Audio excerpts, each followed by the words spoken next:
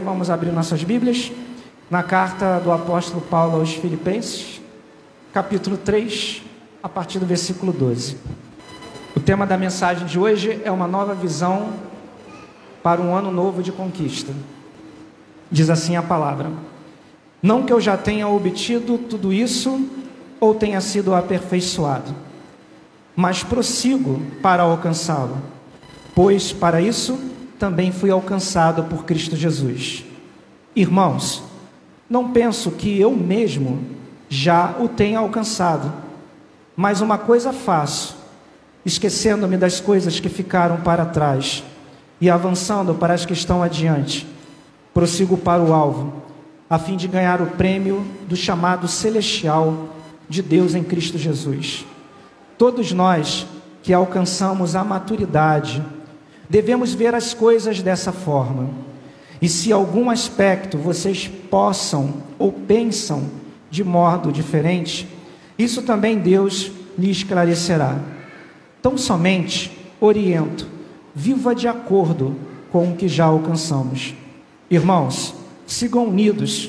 O meu exemplo é que observe os que vivem de acordo com o padrão que nós apresentamos. Pois, como já lhe disse, e de repetidas vezes falei, e agora repito mais uma vez com lágrimas, há muitos que vivem como inimigos da cruz. O destino deles é a perdição, e o seu Deus, com D minúsculo, é o estômago. E eles têm orgulho do que é vergonhoso. Só pensam nas coisas da terra.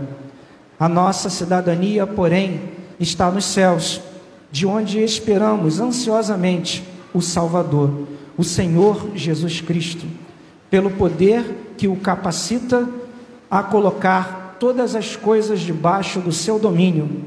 Ele transformará os nossos corpos humilhados, tornando-os semelhante ao seu corpo glorioso. Amém, queridos? Glória a Deus. Olha, gente, eu queria falar um pouquinho aqui, antes da gente começar a dissecar o texto, falar sobre o que a palavra, ela deixa claro aqui nas Escrituras. Eu queria declarar para vocês o quanto eu sou feliz de servir esse Deus que eu sirvo hoje. Você também tem esse mesmo sentimento? Gente, é muito bom você ter um Deus que Ele fala contigo 24 horas. Como é bom você saber que você tem um Deus que mesmo que as coisas não aconteçam da forma como nós estamos esperando, a gente sente algo sobrenatural nos trazendo tranquilidade, segurança. Isso é muito gostoso. Gente, nesse tempo de pandemia nunca foi tão importante servir a um Deus com D maiúsculo. Eu fiz questão de destacar aqui que o Deus que Paulo fala era o de D minúsculo, né? O Deus daqueles que amam as coisas ruins, que praticam as coisas que não são agradáveis aos olhos de Deus. Nesse tempo de pandemia, nunca foi tão bom ter um Deus assim. Eu, mais uma vez, essa semana, eu nem coloco mais nas redes sociais, mas mais uma vez eu sepultei um parente meu, de Covid, um tio meu, tio Zé, irmão mais velho do meu pai, é o 7º da família que vai, em menos de um ano, para essa doença. E minha mãe hoje é uma mulher de Deus, meu pai também, coitados, eles nem choram mais, eles ficam só quietos, olhar vazio, né? E isso me fez refletir muito. E ontem, mesmo com toda a problemática de um sepultamento de uma pessoa que teve Covid, não teve velório, deixaram o caixão aberto, distante, em cima de uma plataforma de granito, no corredor da Alameda do cemitério. E mesmo distante, eu tive, assim, a gente sempre quando está diante de uma situação, você sempre tem que estar pronto. E aí a família, sabendo que eu sou pastor, vai lá eu de novo, né, trazer uma palavra. E Deus falou muito ao meu coração sobre esse amor. E a palavra do Heitor aqui no momento do ofertório se encaixa também dentro dessa visão. De que forma, queridos? Como que está o nível de gratidão no seu coração? A palavra de Deus diz que em tudo nós devemos dar graça, porque esta é a vontade de Deus. A gratidão, ela é algo que faz uma maior diferença na nossa vida. Querido, eu queria dar para você um conselho antes de começar essa mensagem. Não seja ingrato com Deus. O problema que você esteja passando ou que você viveu, Deus não tem culpa disso. Pelo contrário, Ele não queria isso para você. Na verdade, Deus não queria isso para a humanidade. O propósito de Deus para a humanidade era um povo, a imagem e semelhança dele, que o adorasse e o servisse em santidade. Mas o pecado entrou na história e afastou o homem de Deus. E hoje o Senhor, Ele tem um propósito, que todos se salvem. Mas é claro, sempre no meio desses que Ele tem o propósito de salvar, tem os filhos da desobediência, tem aqueles que optam pelo caminho da perdição. E Paulo, nessa carta que foi escrita na prisão, ele tem um objetivo muito importante para trazer para a gente. Quando Paulo escreve essa carta aos Filipenses, a vida dele não estava boa dentro dos padrões que talvez você entenda que seja bom. Você estava sentenciado praticamente à morte, ele seria morto, logo em seguida, é claro, ele não poderia mais voltar para aqueles que ele amava, ele estava enviando uma correspondência para essas pessoas, e um momento muito difícil em que ele poderia optar ficar no isolamento, em silêncio, vivendo o seu momento de dor, de sofrimento, mas ele optou em prosseguir para o alvo, e eu achei isso muito forte, porque ele poderia parar de escrever, mas ele, olha, eu vou prosseguir para o alvo, eu vou continuar. Talvez a sua vida hoje esteja muito complicada, passando por algumas lutas. A palavra de Deus hoje vai desafiar você a continuar, porque você precisa continuar. Nós precisamos continuar nessa jornada, a jornada que Deus nos deu, a oportunidade que Ele está nos dando de estar vivos. Isso a gente precisa aproveitar ao máximo. Então vamos para o texto. Quando nós olhamos para essa palavra, a gente vai ver aqui alguns pontos que eu destaco como muito importantes, diante dessa nova visão que o Senhor tem nos apresentado nesse tempo.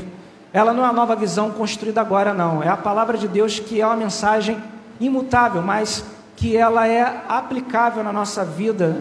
Ela se renova a cada instante, a cada segundo que você reflete, medita sobre ela. Então essa palavra é uma nova palavra para você, assim como foi nova para mim há algum tempo atrás, e vai ser nova também para gerações futuras. Ela é a boa nova do Senhor, é a mensagem de salvação, e Jesus fala para você nesta noite a respeito desses princípios.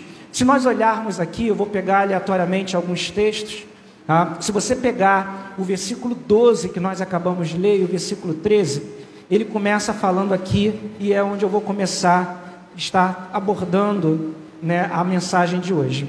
Se você pegar aqui o versículo 12 e o versículo 13, ele começa falando assim, ó: não que eu já tenha obtido tudo isso, ou tenha sido aperfeiçoado, mas prossigo para alcançá-lo, pois para isso também fui alcançado por Cristo. Paulo está falando sobre o dia da salvação. Ele está falando sobre o dia que ele foi resgatado. Aquele Saulo, o perseguidor, aquele homem que perseguia cristão, aquele homem que foi atrás de cristão para perseguir, para condenar, para matar. Um dia ele foi alcançado por essa graça.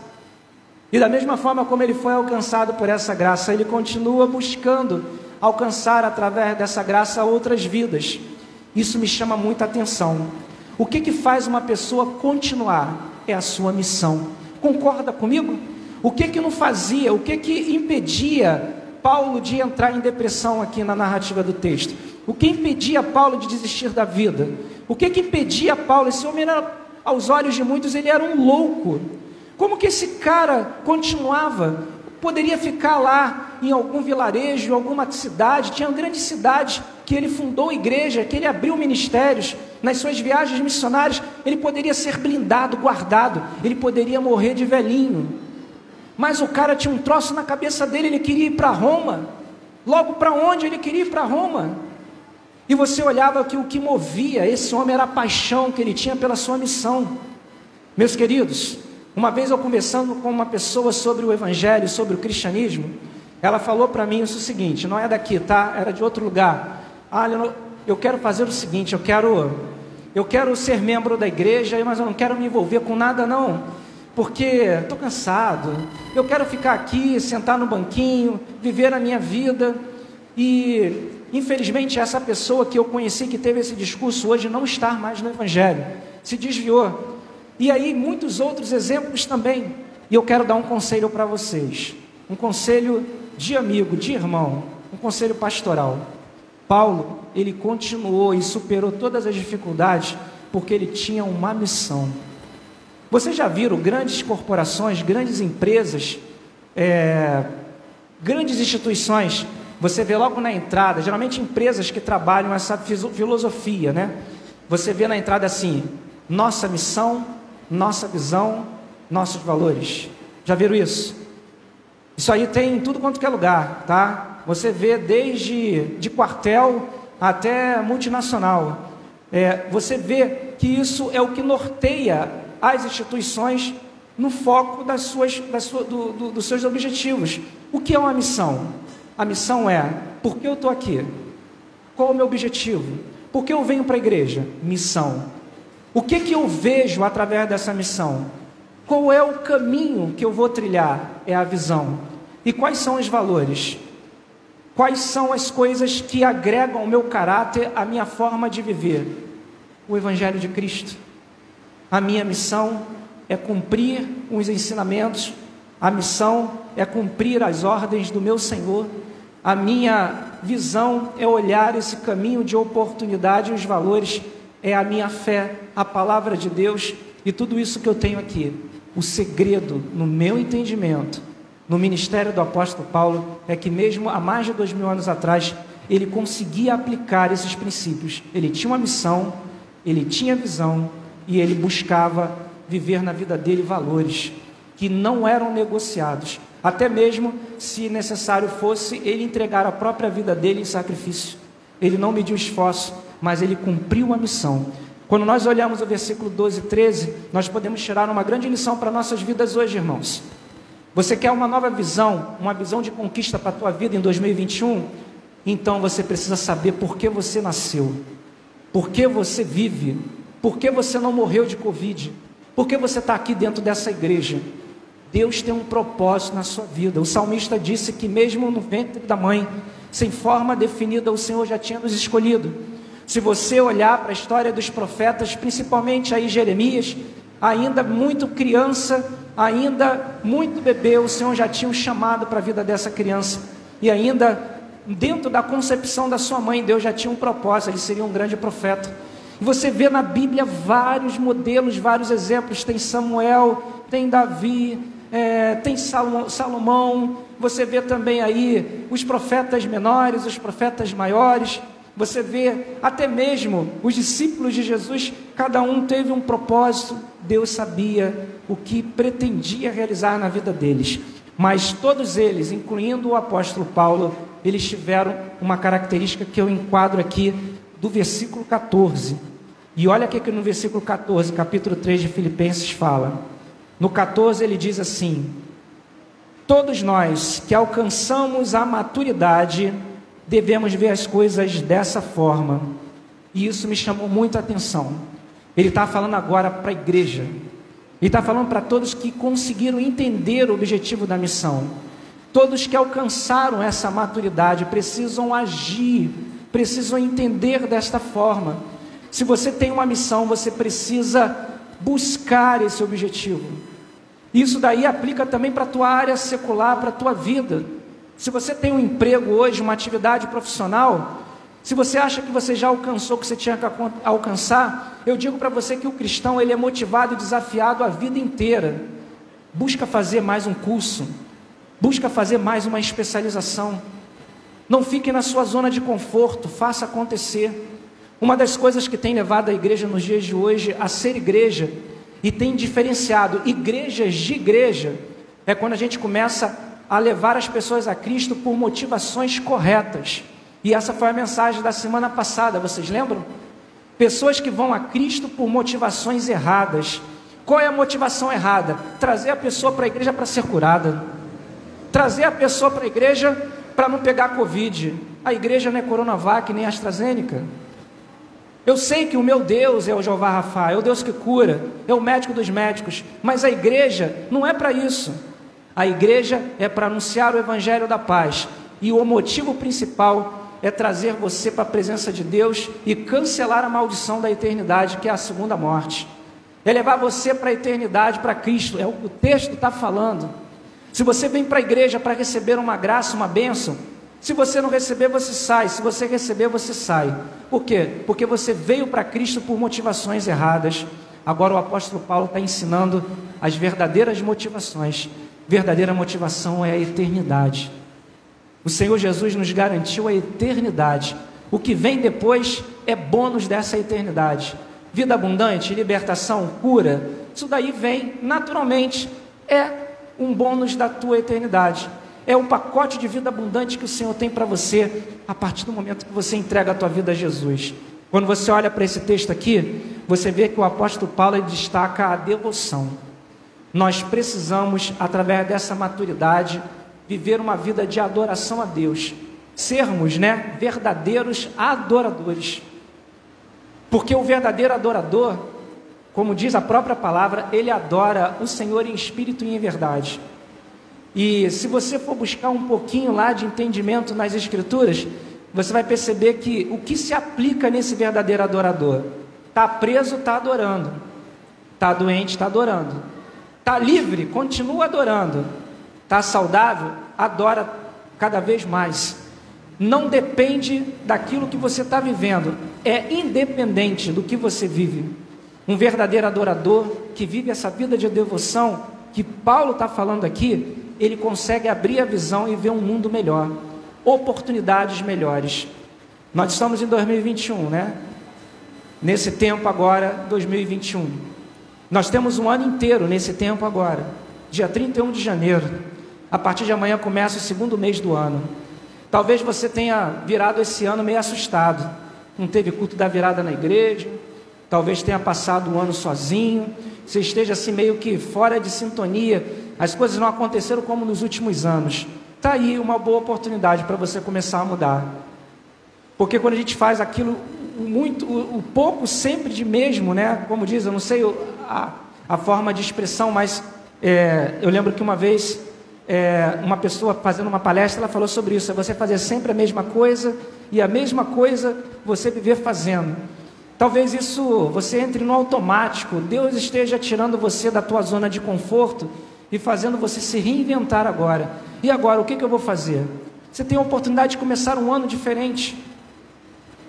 Mas uma coisa que chama a atenção no apóstolo Paulo, que motivava ele, na devoção que ele vivia, visualize o que eu também estou visualizando aqui na palavra.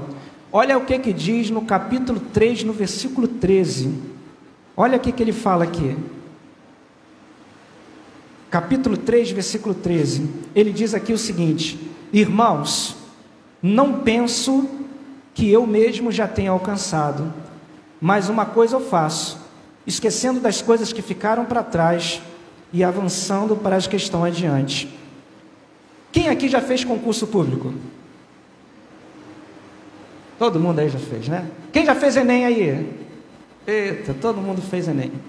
Gente, talvez você não tenha feito cursinho, tenha aprendido na internet, o YouTube hoje te ensina. Você pega a tua prova do concurso público, você pega as tuas questões do Enem. E aí você vai se deparar diante das grandes questões e você precisa conseguir. É uma prova de múltipla escolha. Você começa já com a primeira pergunta. A primeira pergunta parece uma redação. E aí quando você termina de ler a primeira pergunta, você não sabe nem o que está perguntando. Você vai continuar parado na primeira pergunta? O que você vai fazer? Você vai continuar. Sabia que tem pessoas na vida cristã que diante de um problema param e fica pensando na vida e passa tempo, semanas, meses, anos, e elas não progridem, elas não crescem. O apóstolo Paulo está falando isso, eu estou garantindo para você que eu não consegui todas essas coisas, mas eu preciso prosseguir, e deixando as coisas ficaram para trás, eu vou adiante. O que ele está falando, irmãos? Está na hora da gente, não deu certo, a gente continua tentando e vai tentando. Não precisa a vida não é uma ciência exata. A vida não é matemática, 1 mais 1 é 2. A vida é feita de várias adversidades. O ano passado foi horrível, foi muito difícil, mas a gente vai ficar escondido e com medo? Não, vamos criar oportunidades de crescimento. E não fomos abençoados? Deus nos abençoou. Quanto nós não crescemos? A igreja mesmo, quantos adolescentes despertaram? e formaram um ministério digital. Antes eles não formaram isso. Por que formaram agora? São as adversidades que geram oportunidades para a gente. A vida, querido, ela não é exata. Você pode planejar tudo hoje, amanhã muda tudo. É só você perder teu emprego, é só vir um bebê aí não planejado, é só acontecer um problema, tudo muda. E você não vai precisar se reinventar. Por que na caminhada no Evangelho você não faz isso? Sabe quem falou isso para a gente? O apóstolo Paulo. Aprisionado, impedido de ir e vir, pronto a ser condenado, ser mais um mártir do cristianismo, e esse homem se reinventou. O que fazia ele continuar? Era a missão dele, era o que nós falamos sobre a intimidade que ele tinha, a sua devoção, e nesse texto fala sobre a direção. O que faz você concluir um projeto? O que faz você chegar e terminar a tua prova do Enem, o teu concurso público? Eu quero passar, e eu tenho um relógio que está contando contra mim ali, e eu tenho poucos minutos para concluir, e você tem poucos minutos para terminar a prova. Se você ficar procurando a resposta da primeira questão, você vai perder a oportunidade de responder as outras. Talvez você hoje tenha tentado muito na sua vida e tenha dado errado tudo, e você fica teimando e tentando da mesma forma. Deus está falando na palavra que é o momento de você deixar as coisas que ficaram para trás e prosseguir para o alvo. Deus tem novas coisas na sua vida para realizar, Deus tem novas oportunidades, e o Evangelho é uma dessas ferramentas de transformação. Gente, eu trabalhei numa empresa, e essa empresa pagou um curso para a gente. Nós ficamos 3 dias lá em São Paulo fazendo esse treinamento. E eu lembro que quando eu cheguei lá, eu falei assim, caramba, vai ser legal, vai dar uma enriquecida no meu currículo. O cara veio de fora para dar a palestra, o cara falava em francês e o outro traduzia em português para que a gente entendesse o treinamento. Quando eu saí de lá no 3º dia, com toda a humildade, sem soberba no meu coração, eu falei, o que eu vim fazer aqui? O que eu vim fazer aqui? Deixei de ir para a igreja, depois deixei de ficar com a minha esposa, estou cansado, dor de cabeça, uma imersão de estudo de 3 dias, o que eu estou fazendo aqui? O cara falou do começo até o final de Jesus Cristo, do começo até o final de... Ele só não deu o nome dele, mas ele falou sobre princípios de multiplicação, ele falou sobre alvos, ele falou sobre você buscar dentro de você força para você superar as dificuldades. Ele falou sobre a resiliência, que é você voltar ao estado original, né? Que é aquele princípio que ensina, mas ele falou todo ele motivado na Bíblia, esforça-te. Ele ainda usou o termo, tenha de bom ânimo. Eu falei, pô, esse cara é crente. Ou então ele estudou a Bíblia e montou um programa de treinamento. E nós que somos povo de Deus, igreja de Cristo, que temos essa essência, a palavra de Deus à nossa disposição, às vezes a gente fica meio que parado e perdido, sem saber o que fazer. Muitas pessoas, não é o caso de vocês, mas muitas pessoas nesse período de pandemia ficaram assim, se perderam. E agora? O que a gente vai fazer da vida? Quando na verdade éramos para aplicar o que nós aprendemos na vida. Porque durante todo o tempo nós aprendíamos sobre perseverar, sobre santidade, sobre não depender do pastor e depender cada vez mais de Deus. Enfim, fomos preparados durante muitos anos a sermos independentes das pessoas, mas dependentes sempre de Deus. Claro que nunca abrindo mão do corpo de Cristo, da comunidade de fé que nós pertencemos, porque não tem como ser cristão longe desse grupo, mas sempre aprendendo a ter uma certa autonomia e mais intimidade com Deus. E aí nessas horas a gente percebe o quanto as pessoas elas não aprendem, porque mesmo diante de todos esses ensinamentos, muitas pessoas abandonaram a fé, muitas pessoas largaram o Evangelho, e estão por aí, e não estão mais em lugar nenhum. E aí eu queria encerrar essa palavra, falando sobre esse princípio de direção. Quando nós falamos sobre o princípio de direção, Paulo disse um negócio muito interessante, na parte C do versículo 13, e eu vou ver aqui para você, tá? Não existe a parte C, tá? A gente pega aí a terceira parte, né, mais ou menos do que seria, né, o finalzinho, e olha o que diz aqui, Filipenses 3:13, lá no finalzinho, ele fala assim, ó, mas uma coisa faço, esquecendo-me das coisas que ficaram para trás e avançando para o que estão diante. Qual é, no meu entendimento, o maior inimigo para você conquistar isso que eu estou falando aqui? O maior inimigo para que você possa ter muito claro a sua missão, muito claro a sua forma de devoção, de adoração a Deus e saber a direção correta, é você esquecer do atalho. Tem que esquecer do atalho. Quando a gente sai de carro, a gente comete algumas falhas. Essa semana eu fui para um determinado lugar e botei um localizador de GPS e eu sabia onde eu deveria chegar, mas o GPS, Walter, estava mandando eu ir para um outro lugar. E aí eu, minha filha e minha esposa entramos dentro de uma comunidade, ao ponto de passar com um olhar de paisagem, o cara armado olhando para você e você fingindo que era da área. Eu falei assim, primeiro boteco que eu passar, eu vou parar, vou tomar um refrigerante e vou disfarçar. Porque quando você entra num lugar desse, se você entrar assustado, piora. Então você dá um olhar de paisagem, bota a mão do lado de fora do vidro, fica coçando a careca, né, batendo papo com a esposa, mas você está ali numa maior tensão.